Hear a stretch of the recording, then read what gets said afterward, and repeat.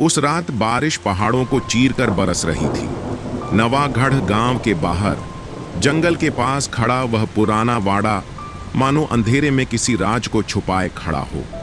उसकी खिड़की में जलता हुआ अकेला दिया किसी जीवित इंसान की मौजूदगी का भ्रम पैदा कर रहा था, और वाड़े की चौखट पर खड़ी एक परछाई बिना आवाज किए भीतर झांक रही थी। रूही हर रोज की तरह रसोई समेट रही थी जब अचानक दरवाजे पर ठक ठक हुई। इतनी रात को कौन हो सकता है?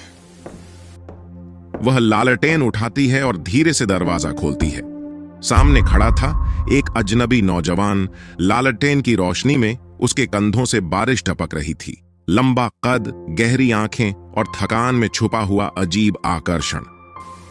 आप कौन? मैं डॉक्टर आरव पास वाले कस्बे में एक मरीज को देखने गया था। लौटते वक्त रास्ता बंद हो गया, इसलिए आसरा ढूंढ रहा था। रूही हिचकिचाई, फिर धीरे से बोली, आप अंदर आ जाइए, मैं अपने पति को बुलाती हूँ।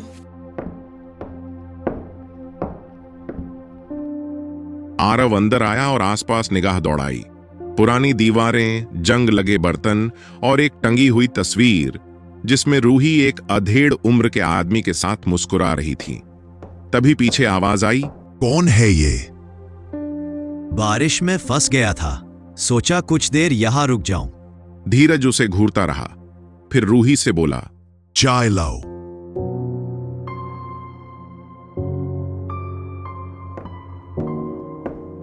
आरव बैठा। धीरज सामने सोफे पर बैठ गया। नवागढ़ कैसा लगा? अजीब है, खूबसूरत भी और रहस्यमय भी। यहाँ के किले और पहाड़ियों की कहानियां सुनी है। कहानियां ही है, असल में कुछ नहीं। उसी वक्त रूही चाय लेकर आई। आरव के हाथ उसके हाथ से हल्के से स्पर्श हुए और रूही घबराकर पीछे हट गई। धीरज ने यह देख लिया। धीरज की आंखों में शक तैर गया। लोग कहते हैं यहां रात को अजीब आवाजें आती हैं। लोग कहने की आदत रखते हैं। ये जंगल, ये पहाड़ सब सिर्फ जगह है। यहां इंसानों से ज्यादा खतरनाक कुछ नहीं। रूही के चेहरे पर दर्द उभर आया, मानो यह बात सिर्फ बात नहीं थी, एक कटु सच था। बारिश अचानक थम गई। धीरज खिड़की की ओर देखकर बोला, बारिश थम चुकी है, चाहो तो अब तुम जा सकते हो। रात काफी हो गई है, सुबह चला जाऊंगा। ठीक है रूही, मेहमान को कमरा दिखाओ। रूही लालटेन लेकर आगे बढ़ी। लकड़ी की फर्श चरमराई, हवा में पुराने इत्र की हल्की खुशबू फैली हुई थी। ये आपका कमरा, अगर किसी चीज की जरूरत हो तो आप मुझे बुला लीजिएगा।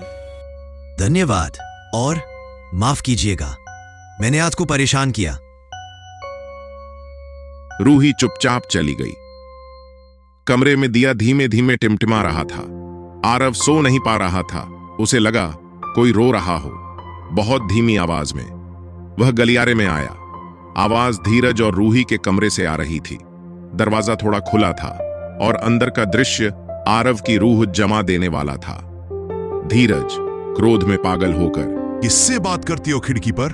किसके लिए दिया जलाती हो? मैंने कभी कुछ गलत नहीं किया। झूठ, आज सब खत्म कर दूंगा। वह रूही को जोर से थप्पड़ मारता है, फिर उसके हाथ पकड़कर बाहर घसीटने लगता है। आरव चिल्लाया, रुक जाइए। लेकिन धीरज बेकाबू था। सीढ़ियों पर दोनों उलझ पड़े। रूही ने पूरी ताकत से उसे धक्का दिया। धीरज नीचे गिर पड़ा और उसके सिर की आवाज ने सब कुछ रोक दिया। रूही सिसकती हुई, धीरज उठिए, मैंने जानबूझकर कुछ भी नहीं किया।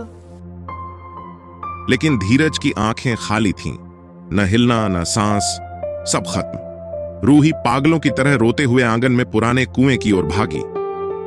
मैंने उन्हें धोखा नहीं दिया, अब मैं जीकर क्या करूंगी?